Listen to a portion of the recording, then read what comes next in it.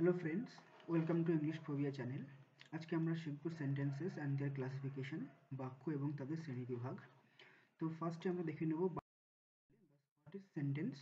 তো in English যদি বলা হয় a sentence is a group of words giving a complete sense। তো সেন্টেন্স হলো এমন কিছু বা এমন একটি শব্দ সমষ্টি যা পূর্ণ অর্থ প্রকাশ করে। তো এখানে আমরা যদি বলি দেখি ইংলিশে আই ইট রাইস, আমি ভাত খাই, ক্লোজ দ্য গেট, গেটটি বন্ধ করো, এই সমস্ত হচ্ছে কি সেন্টেন্স। এবার যদি কমপ্লিট মিনিং বোঝাচ্ছে এখানে, ঠিক আছে, complete meaning group of words সেগুলি হবে যেগুলো কমপ্লিট মিনিং বোঝাবে বা সেন্স বোঝাবে।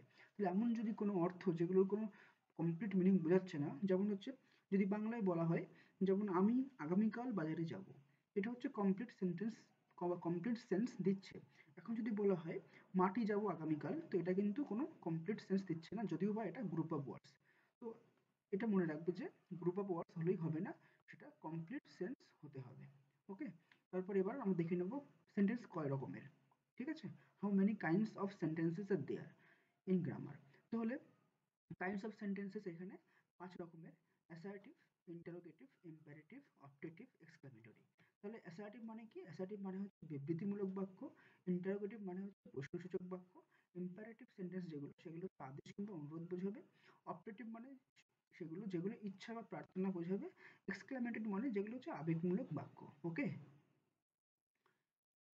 এবার আমরা শিখবো অ্যাসার্টিভ সেন্টেন্স কাকে বলে। তো অ্যাসার্টিভ সেন্টেন্স হচ্ছে সেই সমস্ত সেন্টেন্স যেগুলি একটি নর্মাল বিবৃতিমূলক স্টেটমেন্ট বা বাক্য বলছে, that make a simple statement.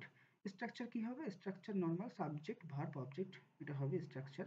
তবে আমরা দেখে নেব যে প্রত্যেকটা সেন্টেন্স শুধুমাত্র কিন্তু অ্যাসার্টিভ নয়, প্রত্যেকটা সেন্টেন্স যে 5 রকম আমরা পড়বো সেই 5 রকম সেন্টেন্সেরই কিন্তু 2 রকম ভাবে হয়। একটা হচ্ছে অ্যাফার্মেটিভ, একটা হচ্ছে নেগেটিভ, মানে হ্যাঁ সূচক বাক্য, একটা হচ্ছে না সূচক বাক্য। যেমন he is a good cricketer, সে হয় একজন ভালো ক্রিকেটার। এটা হচ্ছে এখানে কেন, এখানে এটা কিন্তু হ্যাঁ বাচক, মানে এখানে কিন্তু নেগেটিভ ওয়ার্ড নেই, এই জন্য নেগেটিভ সেন্টেন্স নয়, অ্যাফার্মেটিভ সেন্টেন্স বা পজিটিভ সেন্টেন্স। একই রকম ভাবে he is not a good cricketer, এটা হচ্ছে নেগেটিভ সেন্টেন্স, মানে এখানে নট যে নেগেটিভ ওয়ার্ডটা রয়েছে। ঠিক আছে, এই যে সাবজেক্ট ভার্ব অবজেক্ট, সাবজেক্ট হি, ভার্ব হচ্ছে ইজ, গুড ক্রিকেটার হচ্ছে অবজেক্ট। তাহলে এটাই হবে স্ট্রাকচার কার অ্যাসার্টিভ সেন্টেন্স, মনে থাকে যেন। নেক্সট আমরা দেখবো হচ্ছে ইন্টারোগেটিভ সেন্টেন্স।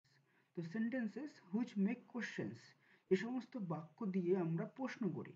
ঠিক আছে, কাউকে বলি না যে তোমার নাম কি, সে কোথায় যাচ্ছে, তাহলে এগুলো হচ্ছে কি, এগুলো হচ্ছে ইন্টারোগেটিভ সেন্টেন্স। স্ট্রাকচার কি হবে? Structure verb subject object. আমরা আগে দেখেছি অ্যাসার্টিভ সেন্টেন্সে কিন্তু ফার্স্টে সাবজেক্ট আসে তারপরে ভার্ব আসে, কিন্তু এখানে কিন্তু আমরা ফার্স্টেই ভার্ব দেখব। ঠিক আছে, তো কারণ এটা হচ্ছে ইন্টারোগেটিভ সেন্টেন্স, আর শেষে কি আসবে? Question mark. ঠিক আছে, কোশ্চেন মার্ক আসবে। যেমন হচ্ছে is he going to school, question mark, is auxiliary verb, এটা হচ্ছে অ্যাফার্মেটিভ। একই রকম ভাবে negative, is he not going to school, সে কি স্কুলে যাচ্ছে না। তো এখানে মনে রাখবে ইন্টারোগেটিভ সেন্টেন্সে ভার্বটি কিন্তু সাবজেক্টের আগে আসে, আমি বলেছি একটু আগে, সাবজেক্টটি ভার্বের পরে আসবে। ঠিক আছে, ভার্বটি সাবজেক্টের আগে আসবে, এটা হচ্ছে ইন্টারোগেটিভ সেন্টেন্স। ওকে, ইম্পারেটিভ সেন্টেন্স। তো ইম্পারেটিভ সেন্টেন্স কোনগুলো? যেগুলো হচ্ছে আমাদের আমরা আমাদের কোনো আদেশ উপদেশ বা অনুরোধ বোঝাই। ঠিক আছে, এই সমস্ত সেন্টেন্সের মাধ্যমে স্ট্রাকচার কি হবে? ভার্ব আগে আসবে, অবজেক্ট, তারপর অবজেক্ট আসবে, তারপর সাবজেক্ট। সাবজেক্ট ঠিক না, এখানে সাবজেক্টটা উজ্জ্ব থাকবে, সাবজেক্টটা হবে ইউ। ঠিক আছে, যেমন আমরা যদি কাউকে কোনো কিছু উদ্দেশ্য করে বলি, তো আমাদের সামনের জন যে থাকবে তাকেই তো বলবো, তো তোমাকেই তো বলবো না, তো এখানে ইউটা উজ্জ্ব থাকবে। যেমন হচ্ছে কাম হিয়ার, এখানে এসো, গো দেয়ার, সেখানে যাও। ঠিক আছে, এগুলো হচ্ছে অ্যাফার্মেটিভ সেন্টেন্স। আর এখানে দেখো ভার্ব দিয়ে শুরু হচ্ছে, কাম, গো, ডু, এগুলো হচ্ছে ভার্ব। ওকে, তো এখানে মনে রাখবে এখানেও কিন্তু ভার্ব দিয়ে শুরু হচ্ছে, কিন্তু এটা কিন্তু ইন্টারোগেটিভ নয়, এটা হচ্ছে ইম্পারেটিভ, কারণ এখানে কিন্তু কোশ্চেন মার্ক নাই, এখানে ফুল স্টপ।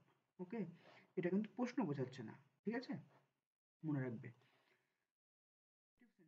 তো অপটেটিভ সেন্টেন্স কোনগুলো? যেগুলো, যে সমস্ত বাক্যগুলির দ্বারা আমরা কোনো ইচ্ছা প্রার্থনা আকাঙ্ক্ষা প্রকাশ করে থাকি। যেমন অপটেটিভ, যেমন হচ্ছে may the king live long, may you succeed in life, এগুলো। ঠিক আছে, উইশ বোঝাচ্ছে, ইচ্ছা প্রার্থনা বোঝাচ্ছে। তো এটার স্ট্রাকচার কি হবে? তো এটার স্ট্রাকচার হবে হচ্ছে মে, এম এ ওয়াই, মে, এটা হচ্ছে অ্যাকচুয়ালি এটা হচ্ছে মোডাল ভার্ব। তো এখানে অপটেটিভ সেন্টেন্সের জন্য আমরা ব্যবহার করব।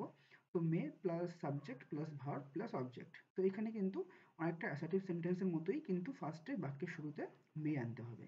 এই যে may you succeed in life, affirmative sentence.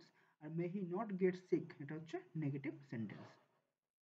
Next আমরা দেখব সেন্টেন্স, সরি এখানে একটা ই হবে, এক্সক্লেমেটরি সেন্টেন্স, ভুল হয়ে গেছে, মিস্টেক হয়ে গেছে। So the sentences which express a sudden feeling or emotion, ঠিক আছে, কোনো আবেগ বোঝাবে।